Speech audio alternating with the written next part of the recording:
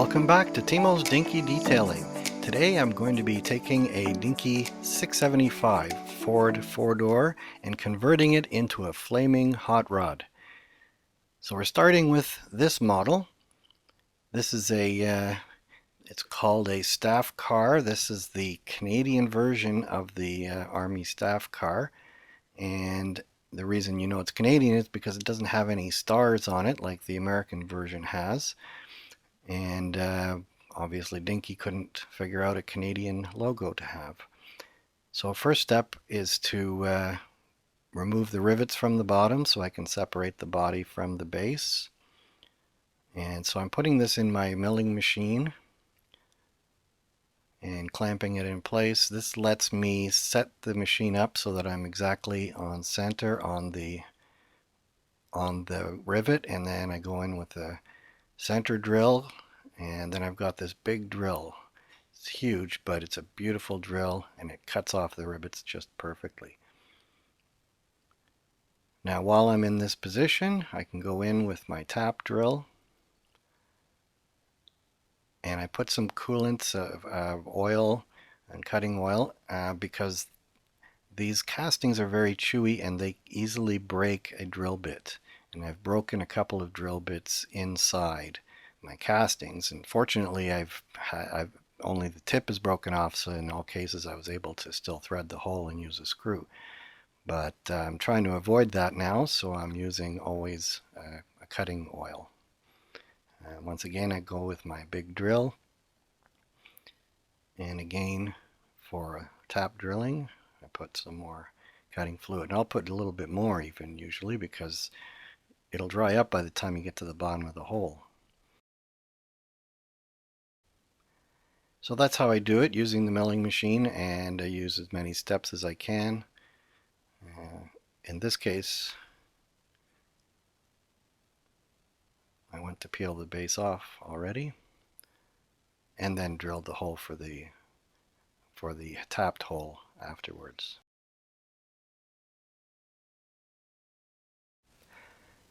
So now I'm going to tap the holes, and I'm going to use Mr. Cool Tool here to lubricate and cool the tap.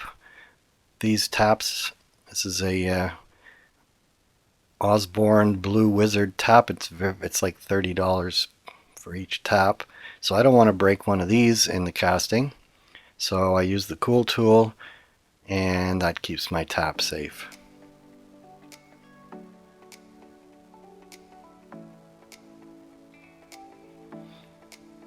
So this is also an Osborne Blue Wizard tap, but I've ground the point off of it.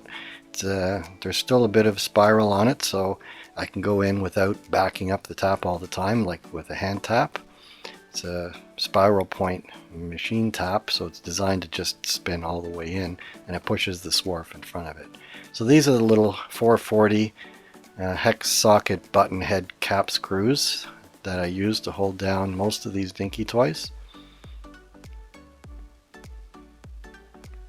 And so I want to put those in so it protects the threaded hole, and in the end the screws get painted to the color of the body, which is handy.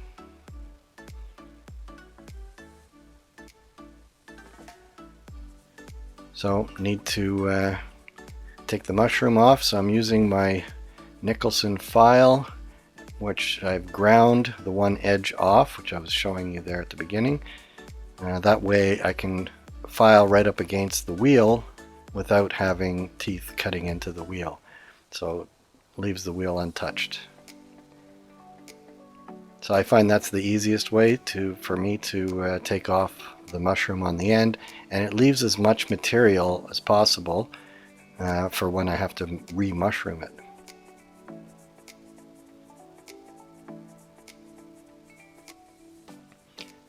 So now I'm taking off these tires. They're old and they're very, very stiff, but they're still in one piece. So they're good tires, they can be used again.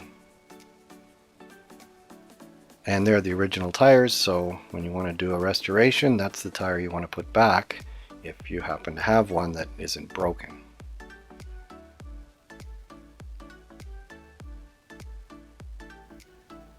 So there, it's all apart. So now boiling water and caustic soda, and it boils up. And you can see there's red in there. That's coming off of my hemostats. But there, one shot, it took off all the paint. And same thing with the base.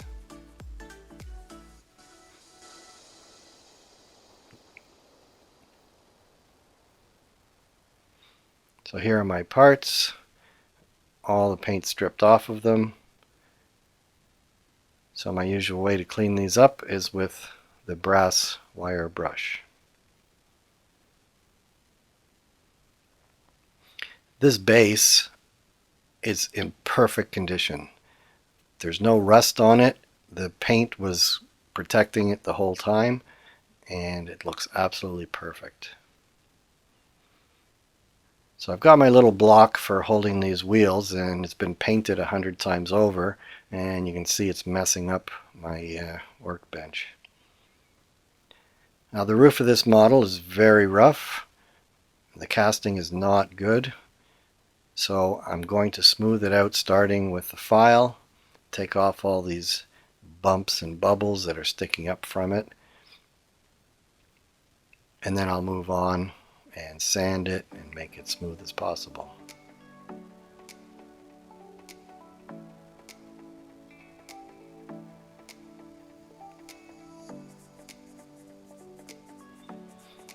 I've shortened this up. I did a lot of work sanding this casting down because it was just the roof was in very bad shape. The rest of it is not so bad.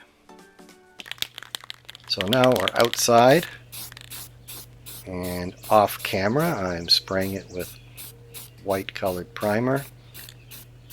You can see the overspray beautifully. There it is.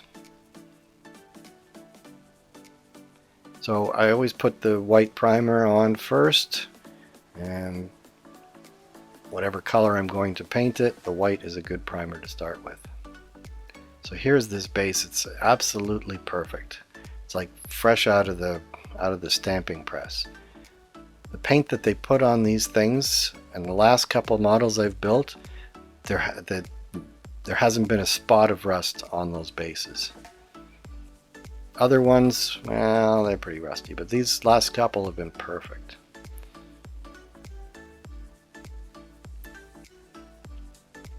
So I've painted the one side of this. So what I want to do is use this magnet with a hook on it. Whoops, put it on the wrong side.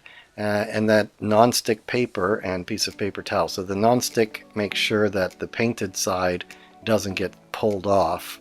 If I just use paper towel or just the magnet, it'll just pull the paint straight off again. The non-stick stuff, it's a baking paper, and nothing sticks to it, and so the paint doesn't stick to it, and so I can attach things without having the paint getting damaged. So I've got this is an oversized printout when I was test printing, but it has the color of the decals that I've printed out for this car. It's going to have flames. So I'm mixing up the yellow with the orange to get the right color for what I printed out of the printer. It's easier for me to match the color from the printer than to get the printer color to look right. So I matched up the paint and put a little of the self-leveling thinner. And there I'm testing it. It's hard to see on this image because there's reflection off of the paint, but I got it matched pretty darn good. So now we're back outside, and I've taped up the front, and I'm going over with black paint.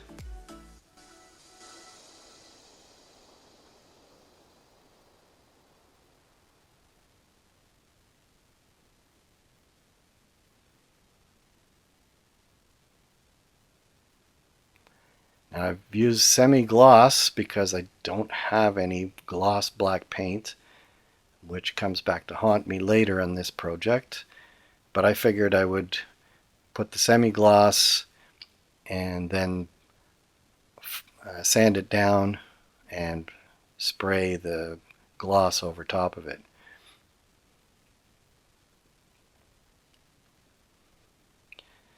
So now the front part I've left white because that part needs to be painted yellow because the front is going to be yellow.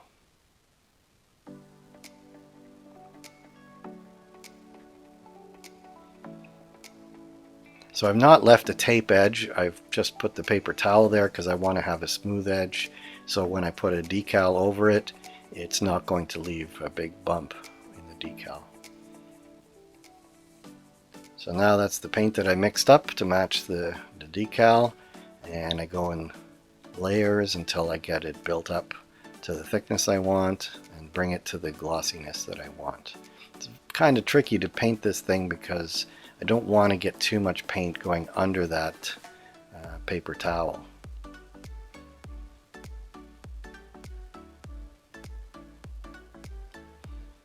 So here I peel the thing off, and some of it went under. That's okay, that's going to be covered. It's going to be covered with the decal, and at least it's not a sharp edge that would leave a ridge under the decal. So now I go and I spend about an hour sanding down the semi-gloss paint, and at this point I'm thinking, damn, I should have just bought the gloss paint. But it's too late, I'm too far into this, and it's the second time around I'm doing this because the first time was a complete catastrophe.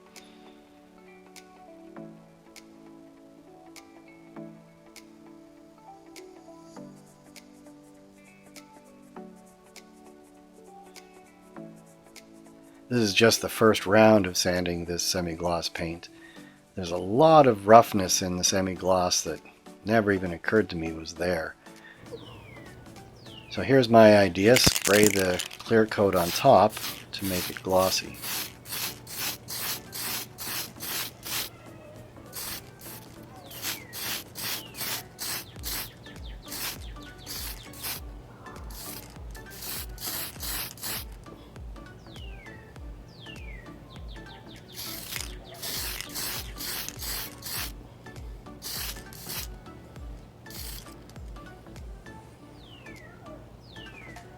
So I got it pretty good. It's outside, so breathing fresh air. And now it's time to apply the decals. So these were printed out on the inkjet printer, and then I sprayed them with the same gloss paint.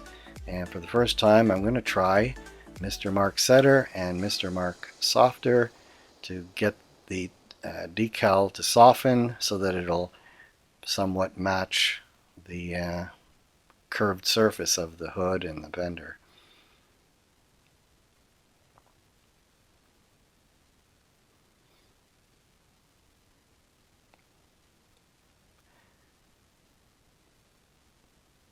So this is the stuff I use in the printer, and it's a nice thick material, so it's very easy to work with and quite forgiving. But in this case I left a little too much material at the front, and then the other side I realized that I better trim more of it away.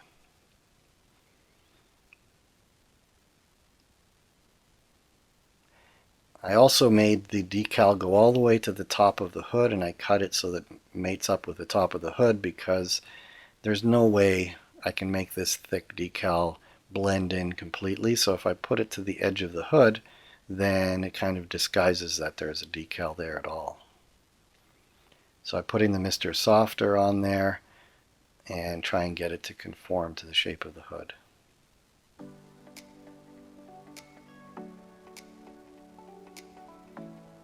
Pressing that down into the groove, and then dry it up with the corner of a paper towel.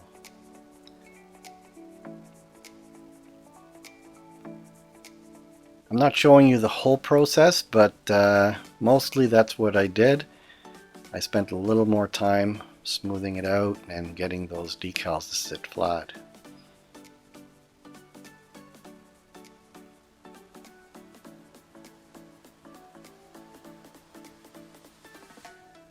If these were professionally printed decals, they'd be thinner and they would definitely look better, but I think these came out looking pretty darn good. What I did was, these are white backed decals, because if I put yellow onto a clear decal, it's not going to cover over the black. Whereas with the white decal I can. So then the edges outside of the flames I printed black.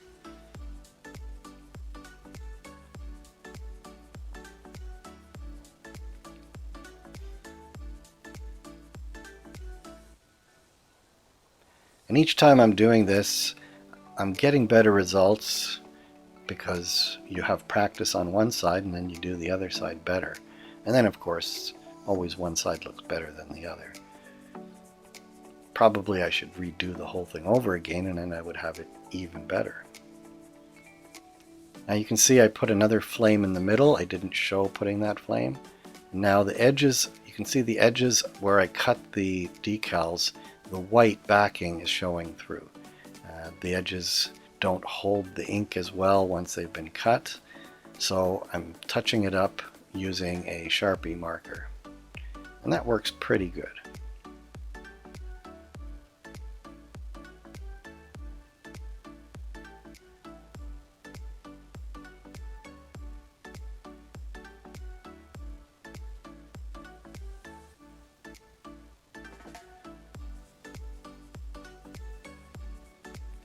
This is a super challenging job. I've never done anything this difficult before. So now detail painting. One thing I've learned to do is to, when you have a grill like this, it's a through hole grill. So in real life, you look right through the chrome grill and you're looking into the engine compartment. Maybe the radiator is behind there or some other frame members, but they all look black because they're in the dark. So what I'm doing is I'm painting the deep parts of the grill black so that they look like they go right through.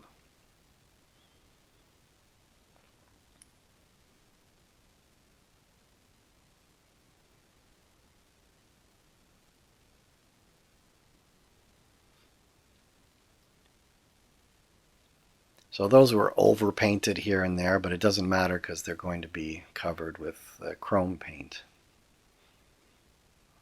So back to decals. At the back, the rear fenders are going to have this decal matching the flames Fireball Ford.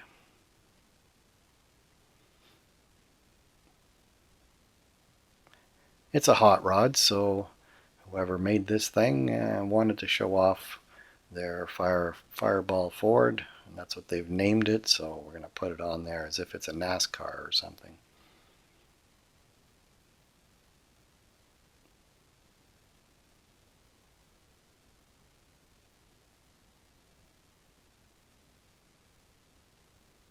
So I'm putting the water slide setter, and it lets me move the water slide decal around and get it straightened out into the right position. It's not perfect, and it doesn't want to move at the front. The back is nice and slippery, but eventually I get it to stay in the right position and then squeeze out all the stuff from underneath and then let it dry, and then it'll stick there. So at the back, you've got to have some kind of color in the back, so I made a version of the flames in the front.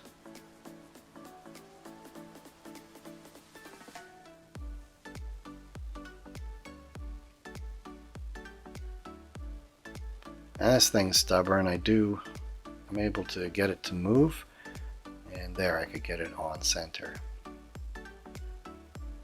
Of all the decals, this actually was decals. This is actually was the easiest one.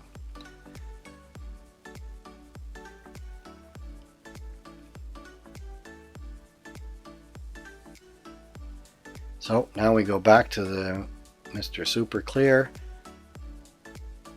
and I painted over the decals. I didn't show painting them, so that's why I wanted to show you what I put over them. So the whole thing looks shiny now.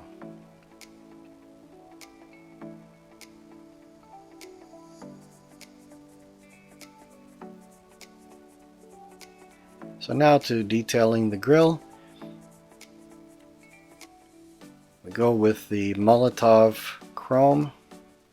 I don't know why they called this stuff Molotov. Molotov was the Russian foreign minister in the Second World War, and he was the guy who lied to the Finns before they invaded Finland in 1939, where my grandfather fought and defended successfully Finland from invasion. So why you would name a marker after Molotov beats the hell out of me. But anyway, the stuff's good stuff. Probably has nothing to do with the real guy.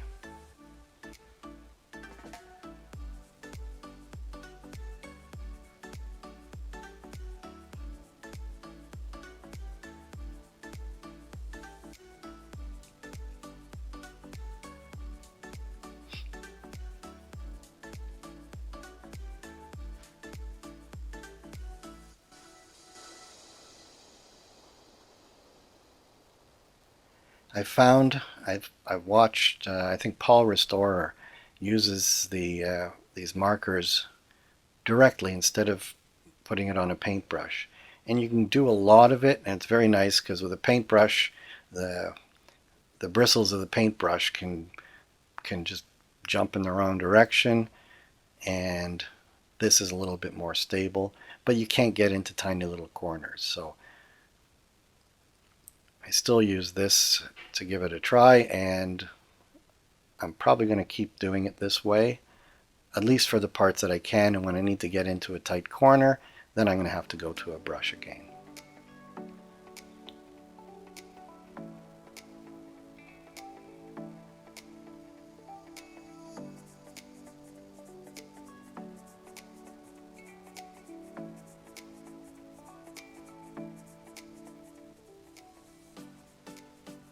I have 3 different sizes of these markers. So there, for that centerpiece, you couldn't get inside, it's very fine, so out comes the brush.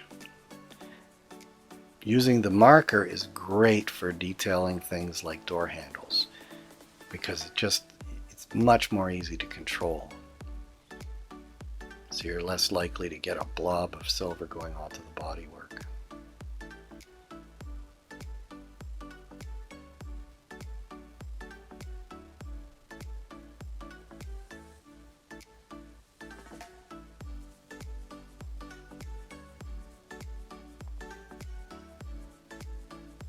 So you can see I'm using it everywhere, or everywhere I can.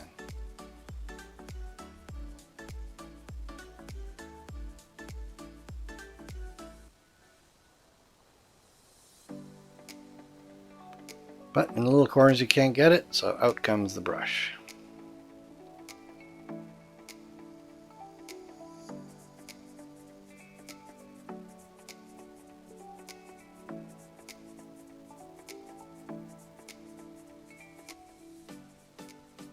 Back to the front, I want to get those edges a little bit better. I think I did a pretty good job. And now the tail lights.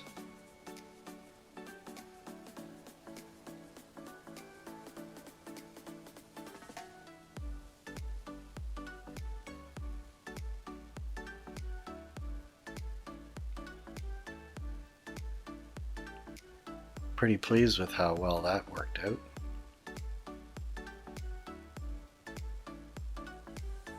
And now, my latest favorite touch is to make the headlights white. It makes it look like the headlights are on. And everybody knows that a hot rod always looks better when the headlights are on.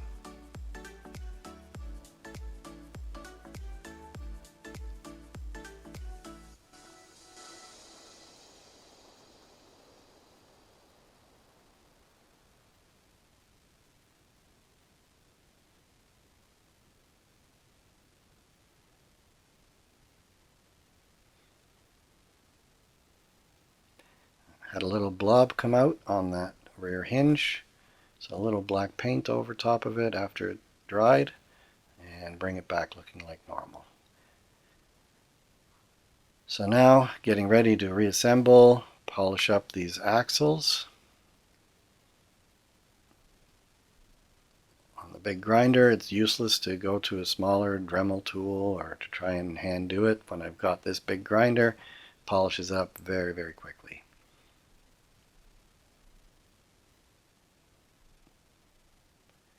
So clean off the polishing compound and it looks like a brand new axle. Now there's the other axle I have to replace, so I'm replacing it with a pop rivet, with a shaft out of a pop rivet. So I'm filing flat the very end of the pop rivet shaft.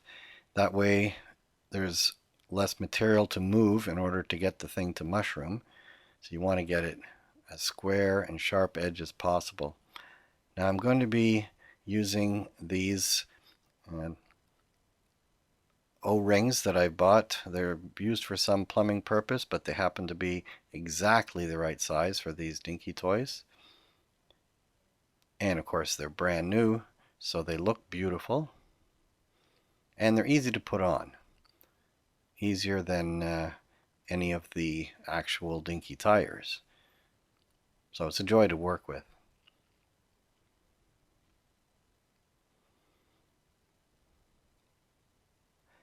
Now I'm putting a little bit of the non-stick paper on the end to protect the hub when I'm hammering. And it just comes right off every time I try, so I'm just going to try it without and hope that I don't hit that hub. So it's going to take a little bit of hammering. I've got the thing in my vice grip that I've ground one jaw down so that it's round, so that it holds the shaft beautifully, the axle shaft.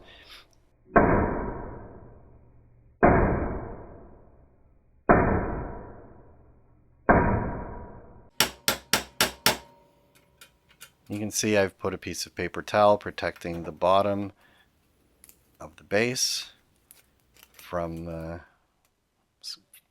vice grips, and now I'm using a tool to make the mushroom.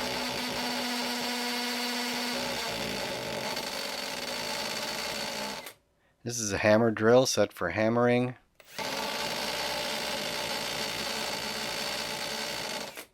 And it hammers and spins, and it takes the mushroom that I already made and makes it smoother and shinier. Other people use the hammer drill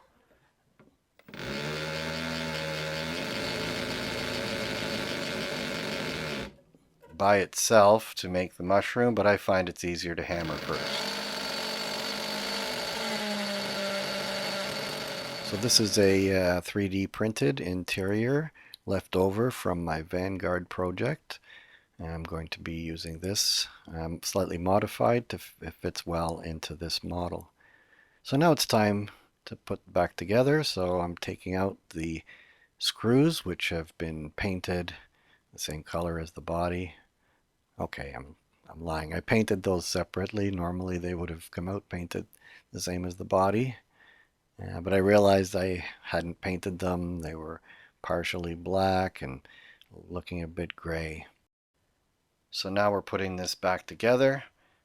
That little bit of sponge that I also use on my bench top will raise the seats to the right level. Usually Dinky uses a sponge to hold the seats up into the top where they match the window frame. This is a pre-window one, so have to use a little bit of imagination to accomplish the same thing. There's no windows in this toy. I could have tried to make them, but it was a little bit complicated on this one, so I decided to go just with the ordinary seats inside. So there, we're done. So to remind you of where we started, this is the Canadian Army staff car with no stickers at all on it, no decals, no stars, no crowns, no maple leaves, nothing. It's pretty reasonable shape. It's play worn. Anyway, let's see what it looks like now. So now it's a hot rod from the 50s. Fireball Ford with the classic flame design on the front. I think it came out pretty nice. We've got the bright yellow wheels on the front and the red on the back. Remember to like, share, and subscribe. Keep more of these videos coming. Don't go away, have a look. I have a cousin for this toy, and I thought I would show them together. I suggest you also watch the Estate Wagon resto-mod. It was a lot of fun doing those surfboards, and I'm putting up a frame for you so you can click on it and watch that episode as well. So I hope you enjoyed this episode of Timo's Dinky Detailing. Until next time, be seeing you.